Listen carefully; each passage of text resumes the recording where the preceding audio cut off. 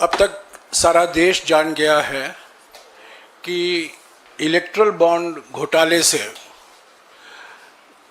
Bharatiya Janata party ने करीब 8,250 करोड़ रुपया चंदा इकट्ठा किया है।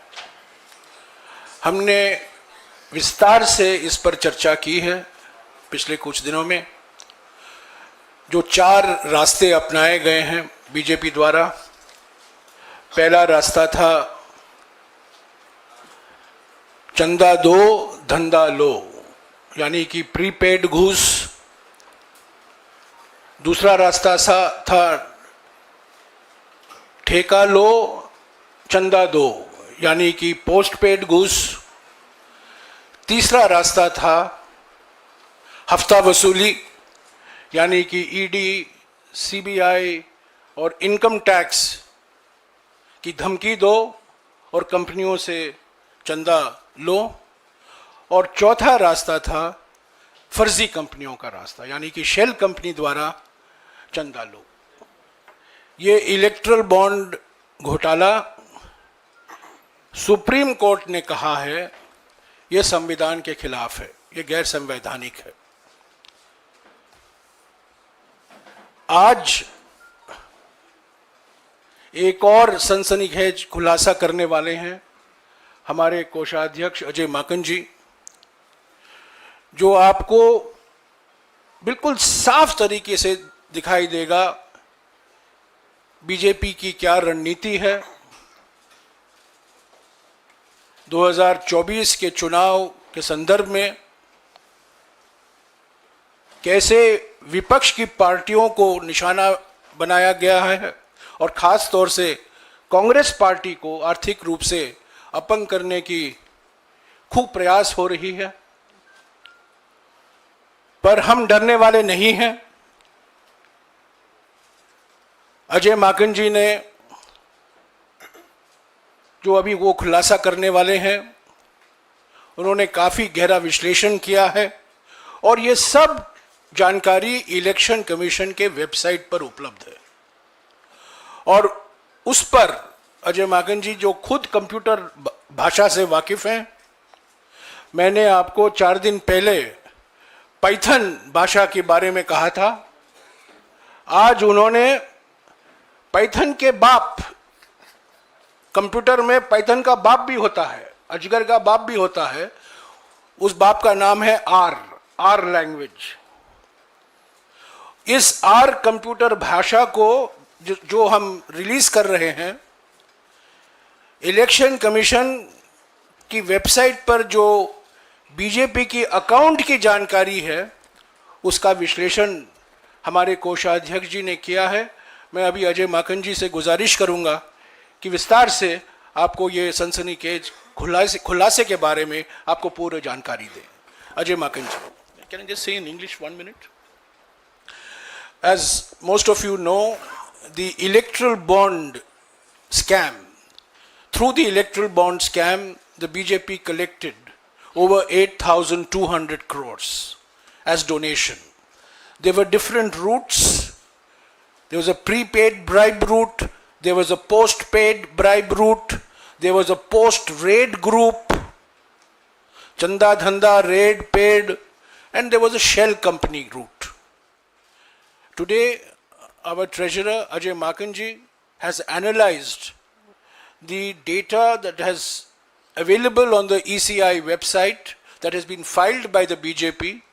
He's used a high-level programming language called R, and he will now disclose some sensational details of the accounts of the BJP, which shows the complete hypocrisy of the BJP, which is engaged in tax terrorism. ये कर आतंकवाद है और कुछ नहीं है। और ये कर आतंकवाद का शब्द पहली बार बीजेपी के नेता अरुण जेटली ने पार्लियामेंट में इस्तेमाल किया था। और ये कर आतंकवाद के हमले जो हो रहे हैं, जो टैक्स टेररिज्म अटैक हो रहा है कांग्रेस पार्टी पर, उसका जवाब बीजेपी की भाषा में ही आज हमारे कोषाध्यक्ष देंगे। अजय माकन जी। धन्यवाद जयराम जी। साथियों, आप सब लोगों का बहुत बहुत स्वागत है। आज की ये प्रेस वार्ता हम लोग मुख्यतः दो भागों में इसको बांटेंगे। सबसे पहले तो किस तरीके से लेवल प्लेइंग फील्ड भाजपा की सरकार ने नहीं रहने दिया अपने ऑपोजिशन पॉलिटिकल पार्टी से, और कैसे बीजेपी को फेवर किया जा रहा है और इनकम टैक्स की उन्हीं धाराओं का इस्तेमाल करके कांग्रेस को पिनलाइज किया जा रहा है और बीजेपी की तरफ आंख बंद किया जा रहा है। सबसे पहले तो इस बात को की जानकारी हम आपके सामने रखेंगे। दूसरा भाग हमारी प्रेस कॉन्फ्रेंस के अंदर होगा कि किस प्रकार से कांग्रेस पार्टी को, प्रिंसिपल ऑपोजिशन पार्टी को तंग करके कांग्रेस पार्टी को आर्थिक तौर के ऊपर कांग्रेस पार्टी को एकदम से पंगु करा जा रहा है, अपंग किया जा रहा है आर्थिक तौर के ऊपर। ये हमारी दूसरी प्रेस कॉन्फ्रेंस का दूसरा भाग होगा। सबसे पहले साथियों मैं आपको बताना चाहूंगा, ये मेरे हाथ में रिप्रेजेंटेशन ऑफ पीपल्स एक्ट है और रिप्रेजेंटेशन ऑफ पीपल्स एक्ट में सेक्शन 29C ये हर पॉलिटिकल पार्टी के ट्रेजरर को बताता है कि हर पॉलिटिकल पार्टी को किस फॉर्मेट के अंदर जो डोनेशंस उसको आई हैं वो डोनेशंस को इलेक्शन कमीशन को और इनकम टैक्स को देना होता है, सेक्शन 29C। और जो एग्जेम्पशन मिलती है इसका सेक्शन 29C का सबसेक्शन 4 ये कहता है कि where the treasurer of any political party or any other person authorized by the political party in this behalf fails to submit a report under subsection 3, then notwithstanding anything contained in the Income Tax Act, such political party shall not be entitled to any tax relief under this act. तो कोई भी exemption लेने के लिए इस जो prescribe format इसके अंदर है उस प्रिस्क्राइब फॉर्मेट में अगर कोई भी वायलेशन होती है, जो ट्रेजरर अगर उसको करता है तो उसको एग्जेम्पशन उसकी विड्रॉ हो जाती। और इसके अंदर जो सेक्शन 29C के अंदर जो परफॉर्मा है, ये परफॉर्मा फॉर्म नंबर 24A है। ये दोनों की दोनों चीजें 29C और परफॉर्मा जो फॉर्म 24A है, ये हमने बैकग्राउंड नोट सर्कुलेट किया है, आप लोगों के फोन में अभी तक के आ गया होगा, उसमें दोनों की दोनों चीजें हैं। तो आप लोग अगर इस पे भी ध्यान देंगे तो वो आपको मिल जाएगा, उसमें कोई आपको चिंता करने की बात नहीं है। इसके अंदर जो मुख्य बहुत बेसिक चीजें मांगी गई हैं कि कोई पॉलिटिकल पार्टी बताए कि किससे उसको डोनेशन, नाम बताए कि किसने उसको डोनेशन दिया और उसका एड्रेस बताए कि किसने उसका डोनेशन दिया, और अमाउंट बताए कितना डोनेशन दिया, और ये बताए कि चेक में दिया, आरटीजीएस में दिया, और 20,000 से ऊपर जिन लोगों ने डोनेशन दिया है उसका इसमें जिक्र करना होता है। और जो वो इनकम टैक्स डिपार्टमेंट को और इलेक्शन कमीशन को जो पॉलिटिकल पार्टी देती है, वो पॉलिटिकल पार्टी जो देती है इलेक्शन कमीशन उसको अपने वेबसाइट पे डालती है। हम लोगों ने पिछले 2 साल में इलेक्शन कमीशन ने जो वेबसाइट में डाला और जो 2017-18 जिसके ऊपर, जिसके आधार पे हमारे 135 करोड़ रुपए बैंक अकाउंट से छीन करके ले गए, हमने वो दोनों सिर्फ एनालिसिस करी। तो ये इस प्रकार से जो ये फॉर्म है, ये फॉर्म आपको इलेक्शन कमीशन की वेबसाइट पे हर पॉलिटिकल पार्टी का मिलेगा, हर पॉलिटिकल पार्टी का। और जो हमारे सिर्फ 14 लाख की वायलेशन के ऊपर 135 करोड़ रुपए 2017-18 के अंदर बीजेपी की इनकम टैक्स डिपार्टमेंट ने हमारे से छीने, मैं बताना चाहता हूं कि 2017-18 के अंदर बीजेपी ने 1297 लोगों के डोनेशन जिन्होंने दिए हैं उनका कोई एड्रेस, उनका कोई पता नहीं दिया, सिर्फ नाम लिखा और छोड़ दिया, उसका कोई पता नहीं दिया। पता इसके अंदर नाम और पता दोनों देना है। और कुल कितनी राशि? 42 करोड़ रुपए की राशि, 42 करोड़ के लोग की राशि के बारे में कोई अता पता नहीं है कि वो आदमी जो है कहां रहता है, क्या पाकिस्तान में रहता है, क्या किस जगह पे हमारे देश में रहता है, उसका एड्रेस क्या है। और ये क्लियर वायलेशन है। इनकम टैक्स ने ये 42 करोड़ की वायलेशन पे तो आंख पे पट्टी लगा ली, और मात्र 14 लाख रुपए के हमारे केवल 23 लोगों ने जो भी हमारे मेंबर ऑफ पार्लियामेंट थे, हमारे एमएलए थे, केवल 23 लोगों ने जो पैसे हमारे कैश में डिपॉजिट कराए, बाद में हमने उनके नाम, सब पैन नंबर सब उनका बताया, उसके बेसिस के ऊपर हमारे 135 करोड़ छीन करके ले गए। लेकिन जो 42 करोड़ रुपए, 42 करोड़ रुपीस जो बीजेपी ने, जिसका पता भी नहीं बताया, उनके बारे में एकदम चुप बैठे हुए, कुछ भी नहीं किया। 1297 लोगों का पता नहीं बताया, 1297, 1297, और 92 लोगों के तो नाम भी नहीं है। डोनर्स की लिस्ट है और 92 लोगों का नाम और पता, नाम ही नहीं है कि ये 92 लोगों का नाम कौन सा है। अजय माकन है, जयराम रमेश है, अजय कुमार है, वो नाम भी नहीं उन्होंने उसके अंदर लिखा। 92 लोगों का, तो 92 लोगों का नाम नहीं, 1297 के एड्रेसेस नहीं, ये सिर्फ 2017-18। अब हमने हर साल का और खास तौर के ऊपर पिछले 2 सालों का जब एनालाइज किया, तो पिछले 2 सालों में 253 लोगों के नाम नहीं, 2.5 करोड़ ऐसी राशि ली है जिसका नाम भी नहीं है, 1.05 करोड़ लिया है 126 लोगों का पिछले 2 सालों में जिनका एड्रेस नहीं। और इनकम टैक्स डिपार्टमेंट, बीजेपी की इस कमी और हमारे इलेक्शन कमीशन इन सब चीजों के ऊपर आंख बंद करके बैठी हुई है। कांग्रेस सिर्फ सामने नजर आती है। इनकी जितनी भी वायलेशंस हैं, हम लोगों ने सारी की सारी वायलेशंस को उसी पैरामीटर से एनालाइज किया जिससे इन्होंने हमारे को गलत तरीके से एनालाइज किया।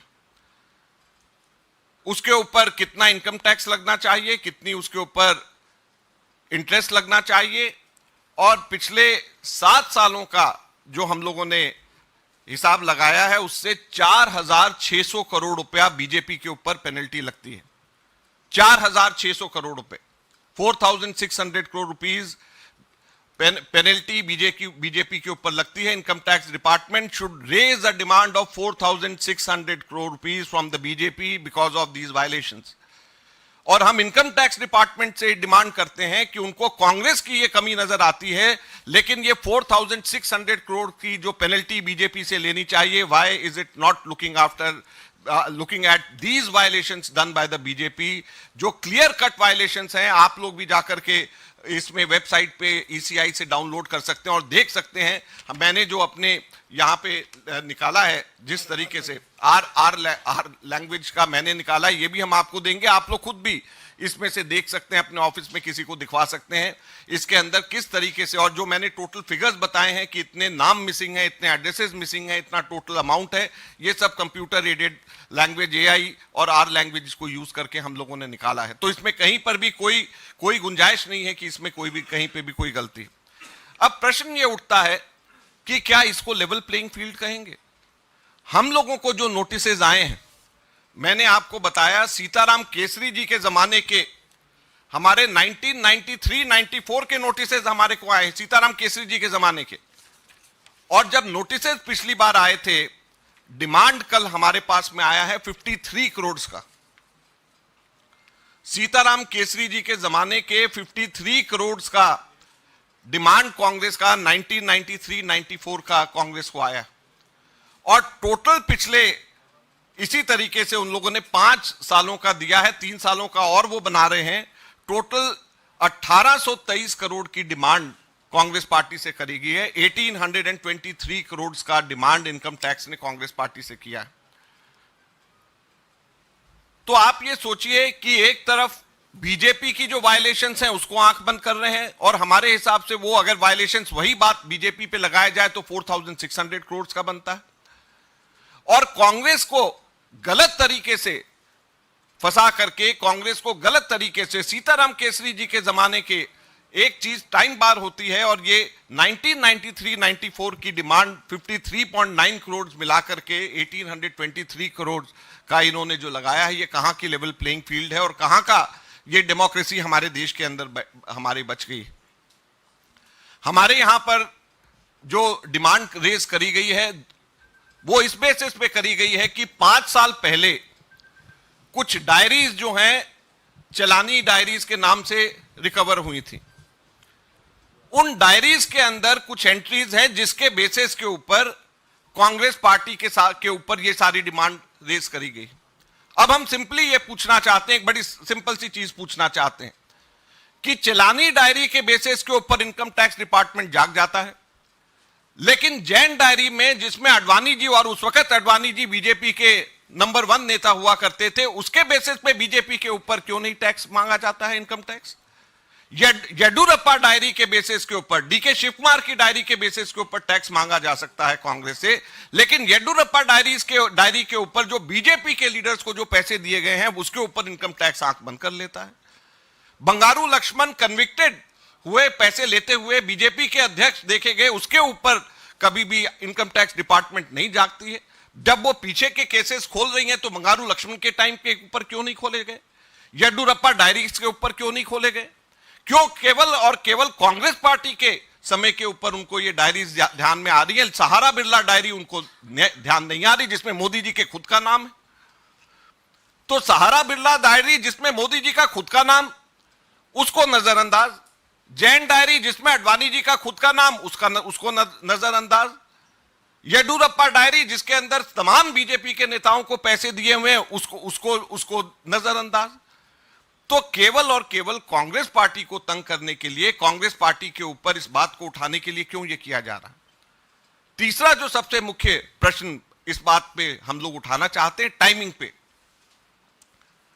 ये 2019 के अंदर ये डायरी निकली, आज जाकर के इलेक्शन के टाइम पे इलेक्शन नोटिफाई हो गया, आज जाकर के इन लोगों को डिमांड रेज करना याद आ रहा है। पहली बार अब जाकर के कल शाम को इन्होंने डिमांड रेज किया जब इलेक्शन नोटिफाई हो गया है। क्यों? क्या इससे पहले 5 साल कभी भी ये लोग डिमांड रेज नहीं कर सकते थे? अब क्यों डिमांड रेज कर रहे हैं? तो ये सारी की सारी बातें बड़ी स्पष्ट ये बताती हैं कि कैसे इनकम टैक्स आंख बंद करके एक तरफा बीजेपी की कमियां उनको नजर नहीं आ रही, उनके 4600 की पेनल्टी उनकी नजर नहीं आ रही जो एकदम साफ स्पष्ट नजर आता है, उनके 42 करोड़ की वायलेशन नजर नहीं आ रही, हमारी 14 लाख की वायलेशन के ऊपर 135 करोड़ रुपया हमारे से ले लिया, हमारे 23 लोगों ने, हमारे जो है एमपीज और एमएलएज ने जमा कराए, कैश जमा कराए, उसके ऊपर हमारे 135 करोड़ रुपए लगा दिए, उनके 1290 से भी ज्यादा लोगों ने, उनके पता नहीं, उनका नाम नहीं, उसके ऊपर उनको कोई कहीं पे भी नजर नहीं आता। तो इसलिए हम लोग आपसे ये कहना चाहते हैं, आज ये समय आ गया है, अगर आप लोग इसको जनता को सही तरीके से नहीं दिखाएंगे और प्रिंसिपल ऑपोजिशन पार्टी को पुराने केसेस, सीताराम केसरी जी के जमाने के केसेस निकाल करके तंग किया जाएगा, ताकि हमारे बैंक अकाउंट्स हमारे दोबारा से फ्रीज करे जा सकें, ताकि फिर से हम सब लोगों को तंग करा जा सके, तो कैसे हमारे देश के अंदर लोकतंत्र जिंदा रहेगा? ये आप लोगों के सामने की बात है। हम मांग करते हैं इनकम टैक्स से कि 4600 करोड़ रुपए बीजेपी से इसी वक्त उनको नोटिस दिया जाना चाहिए। मैंने आपको पूरे फैक्ट्स, फिगर्स और पूरे उसकी लोकेशंस कहां पे हैं उसकी मैंने जानकारी आप लोगों को दी है, और मैं उम्मीद करता हूं कि इनकम टैक्स डिपार्टमेंट इसी तेजी से कार्रवाई करेगा जैसे तेजी से कार्रवाई उन्होंने कांग्रेस के खिलाफ करी।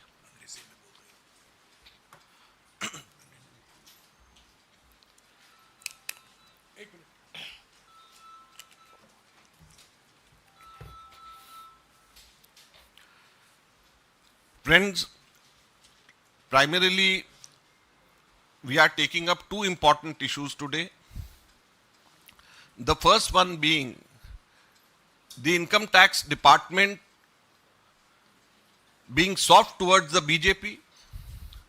BJP has violated the Income Tax and Representation of People's Act, but still the Income Tax Department is penalizing the Congress party. I have with me Representation of People's Act, in which section 29C clearly mandates the treasurer of any national recognized political party to submit to the Election Commission in a proper format the details of donations received in the last financial year. And in such format, the two most important and basic things which any political party has to make it open is the name of the donor and the address of the donor. And we have analyzed last 7 years of accounts submitted by the BJP, particularly 2017-18 and last 2 years. about which we are going to tell you about which today. In 2017-18, total donations without any address was 42 crores for the BJP. And for the same year, 2017-18, Congress was penalized just for 14 lakh rupees, which 23 of our leaders, they had given in cash, donated to the Congress party in cash. And Congress party was penalized to the tune of 135 crore rupees. Our accounts worth 210 crores were marked as lien just because of this 14 lakh rupees. Whereas income tax department didn't do anything for 42 crores of donation taken without any addresses, without any names. 4.5 lakh rupees was taken by 92 people in 2017-18. So now what we are saying is that there should be a level playing field. We are asking the income tax department, we have calculated 4,600 crore rupees should be taken from the BJP because of these violations. 4,600 crore rupees we have calculated on the same basis as the income tax department has calculated for the Congress party.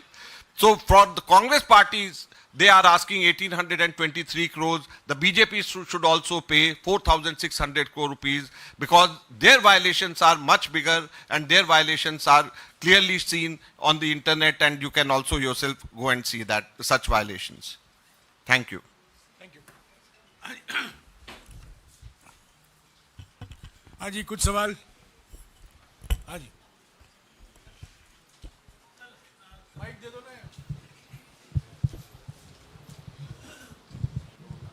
ये तो sir आपने जो आज खुलासा किया है काफ़ी महत्वपूर्ण हो जाता है, लेकिन कल जो कोर्ट में हुआ है, हाई कोर्ट में राहत नहीं मिली है, वो क्या पहलू रहे? कांग्रेस उस पर क्या कहेगी? देखिए, ये टेक्निकल इनकम टैक्स से संबंधित हमारे जो इनकम टैक्स को जो कोर्ट के अंदर जो बेंच देखता है, हम लोग उसके पास में गए और उसने हमारे को वापस एपेलेट ट्रिब्यूनल के पास में जाने के लिए भेजा है। हम पूरी तरीके से आश्वस्त हैं, हमें रिलीफ कोर्ट से मिलेगा ही मिलेगा, रोक नहीं सकते हैं। और हम इसके बाद में सुप्रीम कोर्ट जाएंगे क्योंकि कानून हमारे साथ है, हमें हर हालत में रिलीफ मिलेगा। लेकिन जब हमारे को रिलीफ मिलेगा, जब तक के इलेक्शंस खत्म हो गए होंगे। हम सुप्रीम कोर्ट जा रहे हैं। अब आप टाइमिंग देखिए, ऐसे टाइम के ऊपर हर चीज का प्रोसेस होता है। इनकम टैक्स के अंदर भी हमारे को सबसे पहले नोटिस असेसिंग ऑफिसर देगा, उसको चैलेंज उसके नेक्स्ट लेवल पे डिपार्टमेंट में ही करेंगे हम, उसके बाद में हम उसको चैलेंज फिर एपेलेट ट्रिब्यूनल में करेंगे, जब जाकर के हम हाई कोर्ट जाएंगे और जब हाई कोर्ट के बाद में फिर हम सुप्रीम कोर्ट जाएंगे। ये पूरा हमारा एक लीगल एक प्रोसेस होता है जिसको हम बाईपास नहीं कर सकते। हम सीधे अगर सुप्रीम कोर्ट चले जाएं, सुप्रीम कोर्ट कहेगा आपने असेसिंग ऑफिसर को, प्रिंसिपल आईटी को आपने क्या चैलेंज किया, आपने प्रिंसिपल आईटी को क्या सीआईटी के आपने चैलेंज किया, फिर आईटीएटी चैलेंज किया। तो ये सारी प्रोसेस सबको मालूम है कि अल्टीमेटली हमें रिलीफ मिलना ही मिलना है, क्योंकि ये गलत है, ये हो ही नहीं सकता। लेकिन जब तक के चुनाव निकल जाएगा और डेमोक्रेसी खत्म हो जाएगी, उस टाइम के ऊपर कौन इन सब चीजों को देखेगा? ये हमारा कहना है। माकन साहब, आप लोगों ने चुनाव आयोग से कंप्लेन किया था इस इशू को भी लेकर के कि आपके अकाउंट फ्रीज हुए हैं। एक हफ्ते से ज्यादा हो गया, चुनाव आयोग का रिस्पांस क्या है इस पर? अभी हम वेट कर रहे हैं चुनाव आयोग इसके ऊपर कोई कार्रवाई करे, क्योंकि चुनाव आयोग का भी ये दायित्व बन जाता है, फ्री एंड फेयर इलेक्शन कराना चुनाव आयोग का भी दायित्व है। तो चुनाव आयोग के पास में भी उनका भी दरवाजा हमने खटखटाया है। और ये इससे बड़ा स्पष्ट, हमने आपको बड़ा स्पष्ट दो चीजें बताई कि हमसे अननेसेसरी डिमांड हमारे से रेस किया जा रहा है, और दूसरा हमने कहा है कि बीजेपी खुद एट डिफॉल्ट है और उसको एकदम से साफ छोड़ा जा रहा है। सिर्फ कांग्रेस पार्टी क्यों ऐसी चुनी जा रही है जिसको पिनलाइज किया जा रहा है? और मैं आपको और एक बताना चाहूंगा, 1993-94 का आप लोग पता कराएं, कुछ और ऑपोजिशन पार्टी को भी नोटिसेज आए। 93-94 के कुछ और ऑपोजिशन पार्टीज को भी नोटिसेज आने शुरू हो गए हैं, जो कि बीजेपी के ऑपोजिशन पार्टीज। माकन साहब, हेलो माकन साहब इधर, माकन साहब, इधर माकन sir. you are saying that you are following the due legal process, but there is no time. So it's an unprecedented situation where you're not getting relief from the income tax department, and on the other hand you saying, since there is no time, So are you not moving the Supreme Court immediately in such unprecedented circumstances? We are moving to the Supreme Court. It's just because there was long weekend and holidays, we didn't do it. But the first thing early next week is we are approaching the Supreme Court. हाँ जी, साहब इधर क्या दे दो ये? Sir इधर भी एक minute आ रहा हूँ।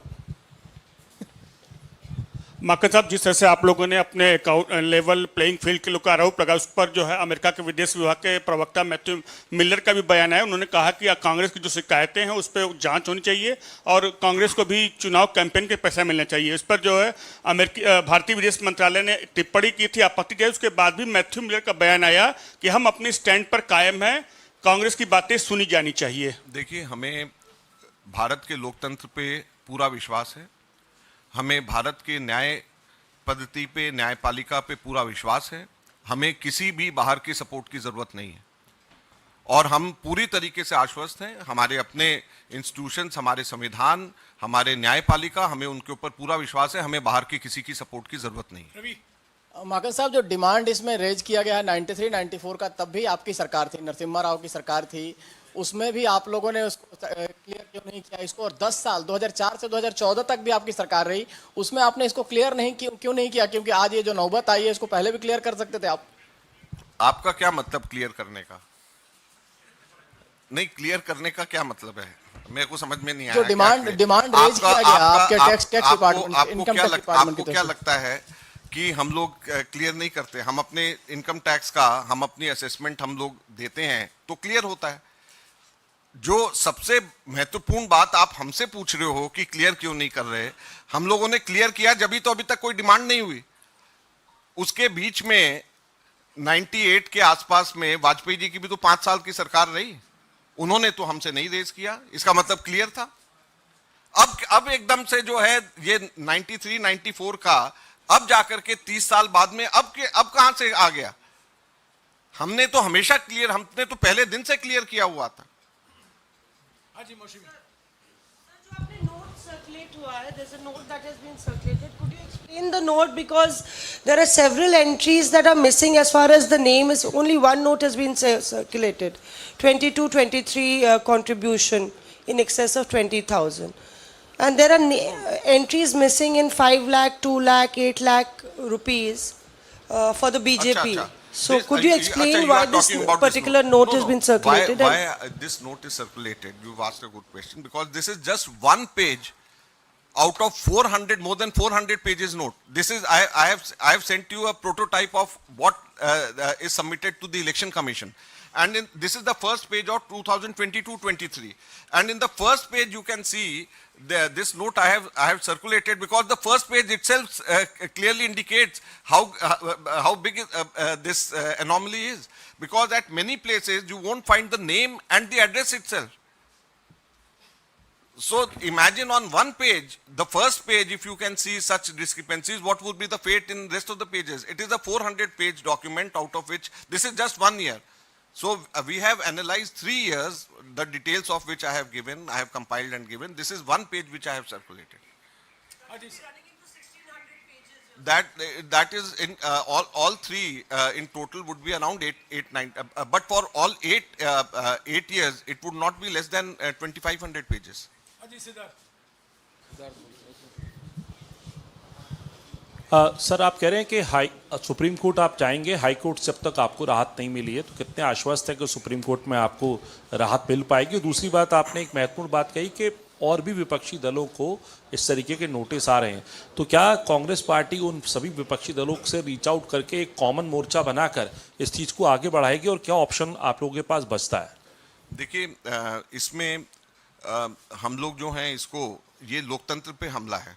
सबसे बड़ी बात तो हमको ये समझना चाहिए, हमारे फाइनेंसेस इस तरीके से, अगर अब इसका नेक्स्ट स्टेप हमारा अकाउंट फ्रीज करना है, तो जैसे हमारा 1 महीने पूरा इन्होंने 280 करोड़ के करीब हमारे अकाउंट को फ्रीज रखा, जिसमें से 135 करोड़ रुपए निकाल करके ले गए। ये तब की बात है जबकि 135 करोड़ की डिमांड थी। अब 1823 करोड़ की डिमांड है, तो आप सोचिए कि ये कहां तक, किस एक्सटेंट तक के जा सकते हैं। तो ये लोकतंत्र पे हमला है। तो इसको हम लोग चाहे सड़क के ऊपर उतर करके लड़ने के लिए लाइक माइंडेड पार्टीज के साथ में, इससे बड़ा हमला लोकतंत्र पे मैं नहीं समझता कि आज तक के कभी भी हुआ होगा। और इसलिए हम लोग इसको सीरियसली बोल रहे हैं, क्योंकि आपको समझ लेना चाहिए कि इलेक्शंस के दौरान में हम लोग अगर अपनी पब्लिक मीटिंग्स के ऊपर पैसे हम नहीं खर्च कर सकते, कैंडिडेट्स को हम अपने आरटीजीएस नहीं हम भेज नहीं सकते, हम लोग एडवर्टीजमेंट्स हम लोग आप लोगों को नहीं कर सकते, तो हम लोग किस तरीके से, कोई उधार पे तो हम लोगों को पैसे देगा नहीं। तो ये बहुत बड़ा हम लोगों पे हमला है। हम लोग लाइक माइंडेड पार्टीज के ऊपर से भी हम लोग बात करेंगे, बाकियों को जिनको नोटिसेस कईयों को आया है, जो हमें पता चला है, ये एकदम रिसेंट डेवलपमेंट है। कल ही कि हम लोगों को भी कल ही ये सारे नोटिसेस आए हैं और अपोजिशन पार्टीज को भी नोटिसेस आ रहे हैं। तो ये रिसेंट डेवलपमेंट है। हम लाइक माइंडेड पार्टी से बात करेंगे। सुप्रीम कोर्ट में हम इसलिए आश्वस्त हैं क्योंकि हमें उम्मीद है कि सुप्रीम कोर्ट डेमोक्रेसी को किस तरीके से बचाया जा सके, उस चीज को ध्यान में रख करके इस बात को देखेगा। ये सिर्फ टैक्सेशन मैटर की तरह नहीं इसको लिया जाना चाहिए। माकन जी एक सवाल मेरे पास। एक मिनट, मैं एक चीज जोड़ना चाहता हूं। अभी जो माकन जी ने कहा है, ऐसे नोटिसों से हमें हमारे मनोबल पर कोई असर नहीं होगा। हमारा चुनाव प्रचार चलता रहेगा। कुछ 2 दिन पहले हमने एक अभियान, मेरे विकास का 2 हिसाब अभियान की शुरुआत की। 3 तारीख को घर घर गारंटी कार्यक्रम शुरू होगा। तो इस पर कोई शक नहीं होना चाहिए कि ऐसे नोटिसों से जो अभी हम गुजर रहे हैं, जो नोटिस आफ्टर नोटिस आ रहा है, सीताराम केसरी जी के ज़माने के नोटिस आए हैं, उसके पहले उमाशंकर दीक्षित के ज़माने के नोटिस आएंगे, और हम इंतज़ार कर रहे हैं जमनालाल बजाज जो कोषाध्यक्ष जी थे जब महात्मा गांधी नेतृत्व करते थे, जमनालाल बजाज के समय के भी नोटिस हमें आएंगे। हम उसका इंतज़ार कर रहे हैं, पर हमारे मनोबल पर इसका कोई असर नहीं होने वाला है। हमारा चुनाव प्रचार चलता रहेगा। हम और आक्रामक होंगे। हम डरने वाले नहीं हैं, क्योंकि जो डरा रहे हैं वो खुद डरे हुए हैं। हाँ जी, आपका माकन जी इधर मेरे इनको मैं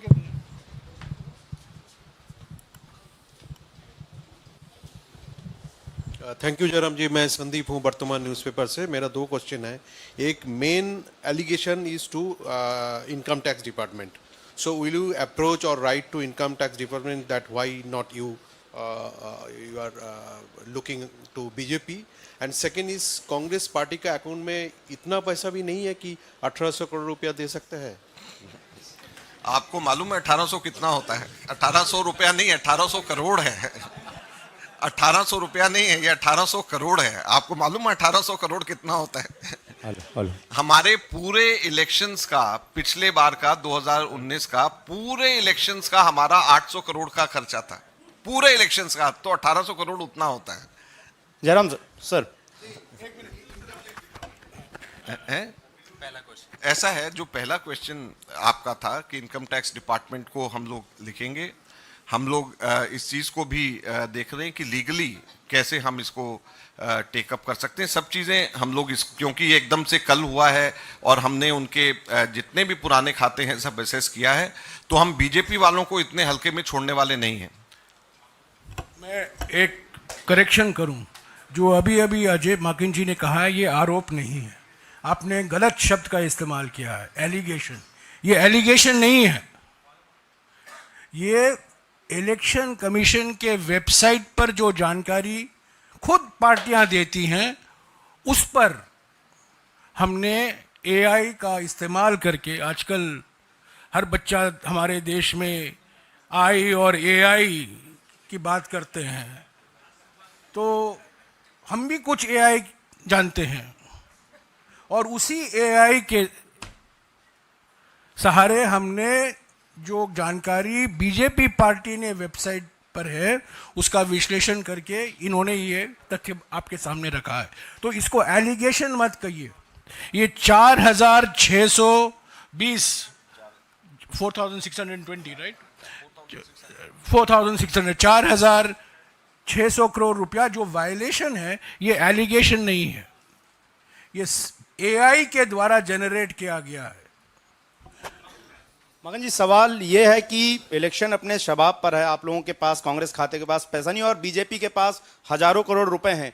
इलेक्शन आम लोगों की भाषा में किस तरह से प्रभावित हो रहा है आप लोग का चुनाव प्रचार, किस तरह से डे टू डे जो एक्सपेंसेज हैं वो कांग्रेस नहीं कर पा रही, लोगों तक ये बात कैसे पहुंच रही है? देखिए, ये तो आप लोगों को हम बता रहे हैं कि क्या स्थिति है और बीजेपी की क्या मंशा है, ताकि आप लोगों को जागरूक करें, लोगों को बताएं कि किस तरीके से लेवल प्लेइंग फील्ड नहीं रखा जा रहा है। अभी इसको इससे भी जोड़ करके देखिए, एक तरफ तो बीजेपी के अनकॉन्स्टिट्यूशनल बॉन्ड्स का पैसा उनके पास है, हजारों करोड़। दूसरा, उन्होंने जिस तरीके से जमा कराया है पैसा, उसमें नाम नहीं दिए डोनर्स के, उनके एड्रेसेस नहीं दिए डोनर्स के, वो एक वायलेशन अलग से, वो भी इलीगल है। एक तरफ तो इलीगल पैसे के ऊपर पैसे को देख करके इनकम टैक्स डिपार्टमेंट आंख बंद कर रहा है, और दूसरी तरफ कांग्रेस ने जो क्राउड फंडिंग से हमारे पैसे इकट्ठे हो रहे हैं, जो हमारे यूथ कांग्रेस ने मेंबरशिप ड्राइव से पैसा इकट्ठा किया, जो एनएसवाई ने जो जेब खर्ची जो हमारे स्टूडेंट्स हैं उनके पैसे हैं, उनके ऊपर डाका डाल रहे हैं। 135 करोड़ रुपया इनकम टैक्स डिपार्टमेंट ऑलरेडी ले गया है, जो कि हमारे इलेक्शन में खर्च हो सकता था।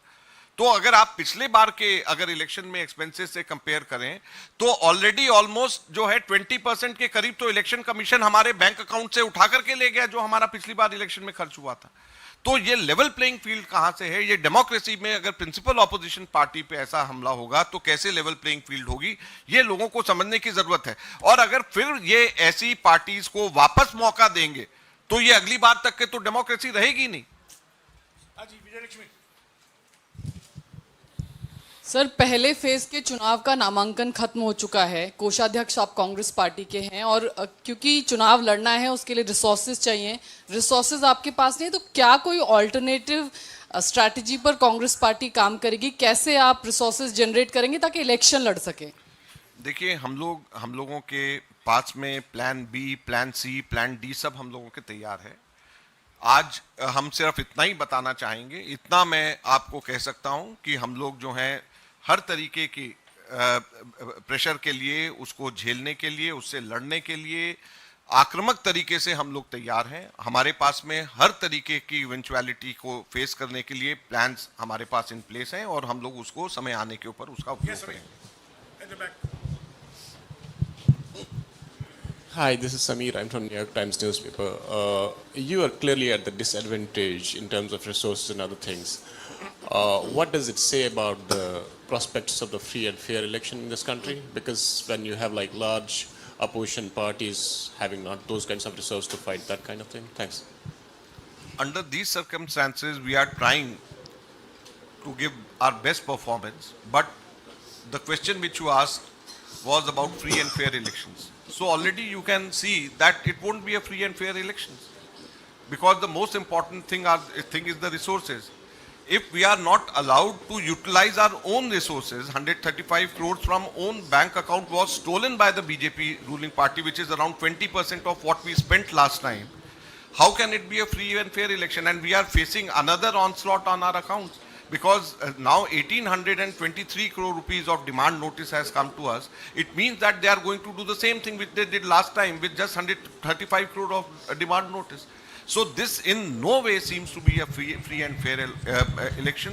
The democracy is under attack, and this they are doing to the principal opposition party, the Congress party, and other parties also. While I was coming, I got information that at least 2 other opposition parties also have got similar notices for the year 1993-94. So imagine these tax notices from 1993-94 are being sent to ensure that the political parties are unable to spend their entire amount of money which they have collected from their own resources.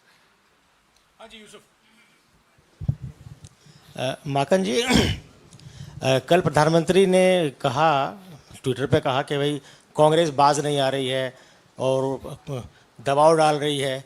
मतलब 70 साल से आप सत्ता में थे और अब 10 साल से सत्ता से बाहर हैं, सिर्फ 3 राज्यों में आपकी सरकार है, फिर भी आपकी इतनी हिम्मत हो रही है कि साहब सुप्रीम कोर्ट के चीफ जस्टिस को आप प्रभावित करने की कोशिश कर रहे हैं। इतनी ताकत कहाँ से लाते हैं आप?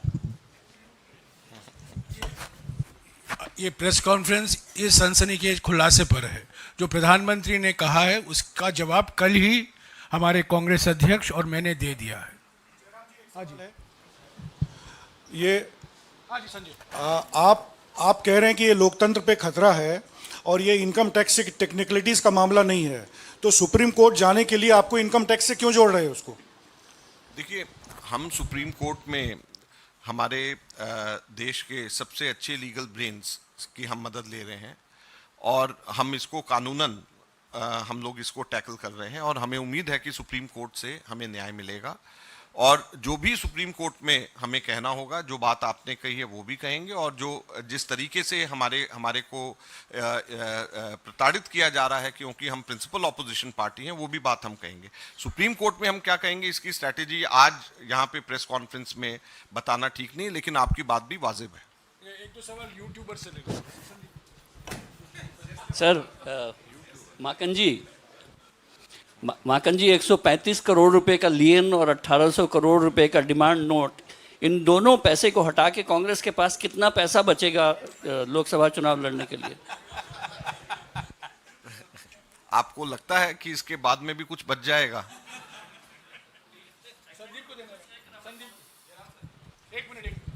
Mr. Makan and also to Jairam, we've been reporting this story of tax notices for the past 1 month. But as just following up on Sanjay ji's question, why haven't you gone to the Supreme Court? One, you haven't done any political action of taking to the streets, taking out protests. There's not enough pressure on the government. If you feel that this is a deliberate act to deny you a level playing field, then there's no adequate response to that action. First of all, I don't agree on both these counts. We went to the Supreme Court 3 times. So we have gone to the Supreme Court 3 times on these matters, and on 1st April we are going again. We went for an early hearing also to the Supreme Court, but Supreme Court said since we'll be hearing you out on 1st April, there is no need for early hearing. So on 1st April, there is already it is listed there. We went to the Supreme Court for an early hearing also, but Supreme Court said that no need for an early hearing. So it is not that we are not going to the Supreme Court. We have gone to the Supreme Court 3 times. And on 1st April, we expect Supreme Court to give us some relief. And second is on hitting on the street. We've had demonstrations across the country in all all state headquarters on this issue. We've had demonstrations twice, and from next week onward, we are going to scale it up.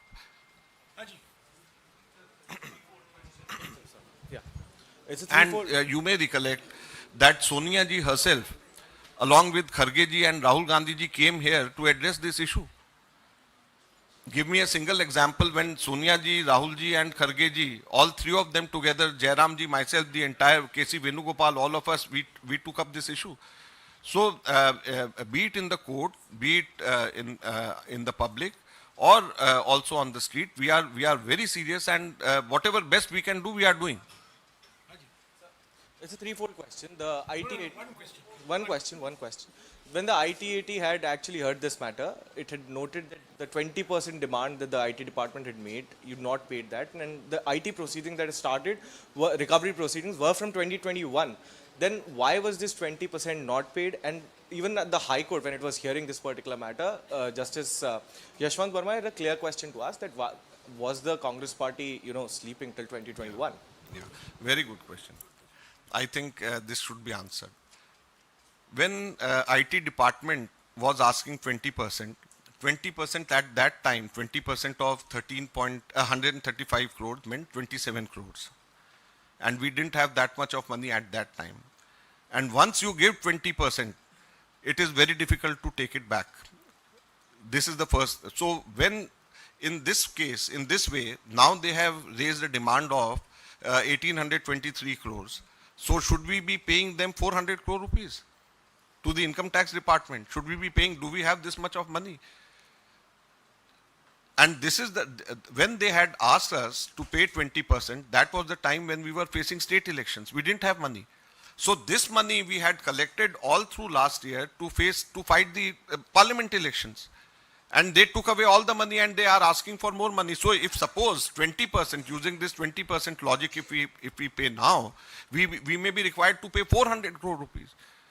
So should the opposition party first pay 20% bribe to Narendra Modi's government and then contest the elections? Is this a level playing field? And 20% for just 27 crores for just 14 lakh rupees violation.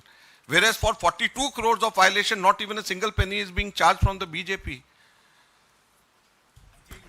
One of the reasons why, to add to what Mr. Markan has just said, that 20% is an admission that there is something that we have done wrong.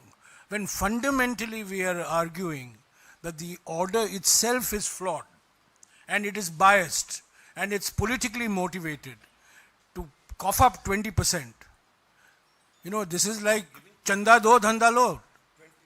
This is what the BJP did on electoral bonds. It took the money and then gave the contract.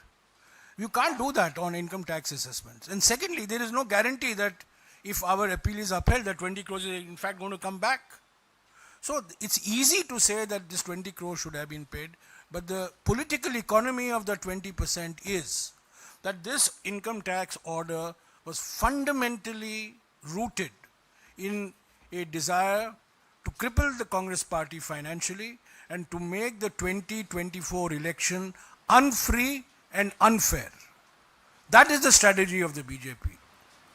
Yeah. Sir, how many accounts do you have? How many are frozen currently and how many are not frozen? And how much money did you raise from your crowdfunding exercise? In total in Delhi, we have in our 4 banks around 11 accounts. And when I say 11 accounts, I am talking about NSUI and Youth Congress. And this is, I am talking only about Delhi for the Indian National Congress. They had first marked lien in all our 11 accounts to the limit of 135 crores in some banks and to the limit of 75 crores in some banks. They did this on 13 February. And unfortunately for us, in none of these bank accounts, in any of these bank accounts, we had more than 135 crores or 75 crores. So in all these 11 accounts, effectively, 280 crores got stuck because there was no way to reconcile amongst the banks, and there was no way that we could have taken out money and put it in one bank because the entire money was marked as lien. So we were unable to utilize full these 280 crores. So you imagine, at the eve of elections, from 13th of February, for 5 weeks continuously, we were unable to utilize our 280 crore rupees. This was the first thing. Then the income tax department took away 135 crore rupees from these out of these 280 crores. And it was day before yesterday evening that we were able to take out our entire amount of money and pay as advances for our election campaign. Just day before yesterday. And perhaps our last week's press conference played an important role, because after that only the government, perhaps, or the bank or the income tax department allowed us, because we were not allowed at that time. Whereas the news was being planted by the CBDT, by the income tax department, that no account is freeze. Right from day one, they were saying no account is freeze. Technically, they may say no account is freeze, but just tell me, when they have marked lien of 135 crores in a bank where we have 90 crore rupees, in another bank where we have 40 crore rupees, in another bank where we have 30 crore rupees. So effectively 90 plus 40 plus 30, the entire amount is locked, freeze. So when we were unable to utilize our 280 crore rupees, the entire amount was frozen. The entire amount was marked as lien, out of which they forcibly took away 135 crores from us, even when the case was going on in the High Court. So this is the high-handedness of the government, which you all should understand. Any more YouTubers? Crowdfunding, our crowdfunding, we in just 1.5-2 months, we were able to collect 25 crore rupees. And it was around 50 lakh rupees a day at an average we used to get. But as soon as the message went that our accounts are frozen, we also didn't encourage people to give money because accounts was frozen. We never knew how much from this amount the government will, the income tax department will take it back. But 25 crores was what we were able to, and it is the highest in recent past any political party has been able to collect through crowdfunding. Okay, one more YouTuber. Mr. Makin, when the Delhi High Court rejected your plea, it also noted that the tax department appears to have collected substantial and concrete evidence warranting further scrutiny and examination. In background to this, given this statement because High Court has the same bench has rejected 3 times our appeal. So which one are you talking about? This is the 28th March. Okay. Ah.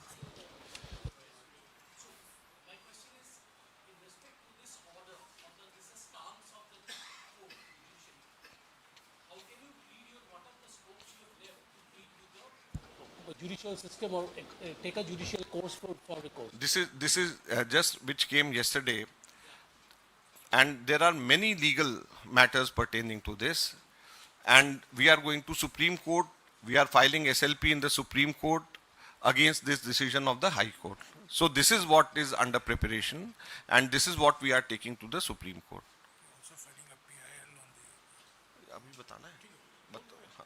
Acha, I had kept it for another press conference, but Jairam ji wants me to announce that I am filing a PIL to take 4,600 crore rupees from the BJP on the basis of what we have got now, what I have just told. So we are approaching court, and as a PIL, we are going to approach courts. We'll see which court, which level. We'll see which court. We'll see which court, which level to approach. माकन जी सवाल इधर से. Let us see. We'll discuss. Maken ji, Congress party, we are thinking to file. We are thinking to file a PIL. आप पूछ लो. He is not just a treasurer. During the COVID pandemic, he is one person I know who spent his time very productively. He's become one of India's leading computer programmers. He can program in Python, he's program in R. He can get a job in any top software export company. So when he has applied R language to the ECI data, I think these are nothing to be sneezed at. He's more than a treasure. One thing I would like to clarify. Jairam ji does not mean that I am quitting politics. Maken sir.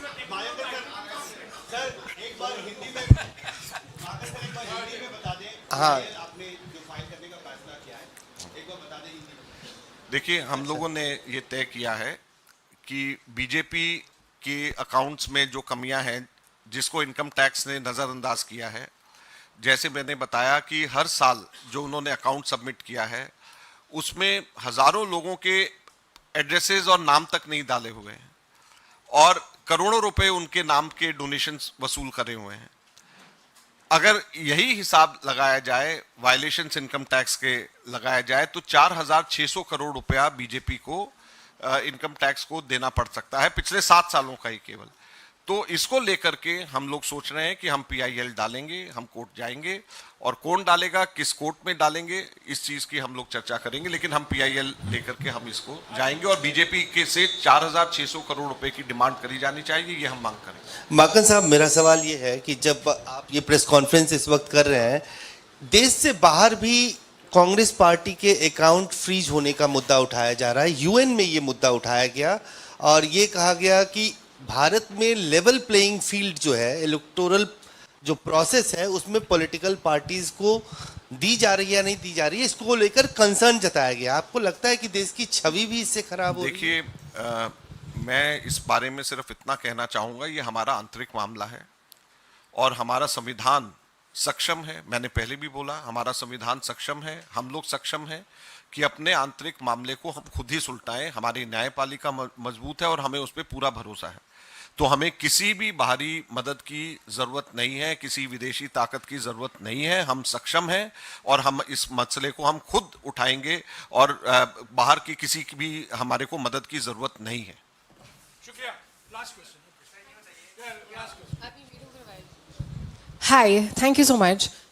Two things, sir. Firstly, the 31st March India Alliance protest. A, do you have permission from the Delhi police to protest on Ramlila Maidan? And two, for an international audience that likes to see a big picture, because that's what I represent, can you tell us the importance of that protest on the 31st? A, permission from Delhi police, and B, think, the importance. permission part I will say, and the other things Jairam ji can say. Permission, yesterday evening I was told that the police has permitted. Yesterday evening I was told that we've got permission. The Joint Commissioner has informed that we've got permission. This is what was told to me yesterday. Rest of the things I think Jairam ji can explain. No, this will be the second major India Group rally over the last 10 days. As you know, we had at the culmination of the Bharat Jodo Nyaya Yatra on the 17th of March in Shivaji Park in Mumbai, we had a very major India Group rally in which leaders of all the members of the India Group participated. And it's expected that the 31st rally in Ramlila grounds would be a similar such occasion. Well, the main objective is to highlight the threats to democracy by the actions of the BJP, the determined actions of the Prime Minister, who ensure that we are one nation, no election, that this is going to be an unfree election, unfair election. The Election Commission did not even meet the India Group on the issue of 100% VVPATs. Now they've unleashed tax terrorism. This is nothing but tax terrorism against the Congress and a few other opposition parties, reopening tax records going back 34 years, 32 years, making completely unjustified and unreasonable demands, while allowing the BJP to go scot-free by the same yardstick. And then, of course, indulging in this horrendous scam which has been declared unconstitutional by the Supreme Court, the electoral bonds. So this is a political rally, and it's meant to demonstrate solidarity against the authoritarian regime of Mr. Modi, who is hell-bent on decimating all opposition parties.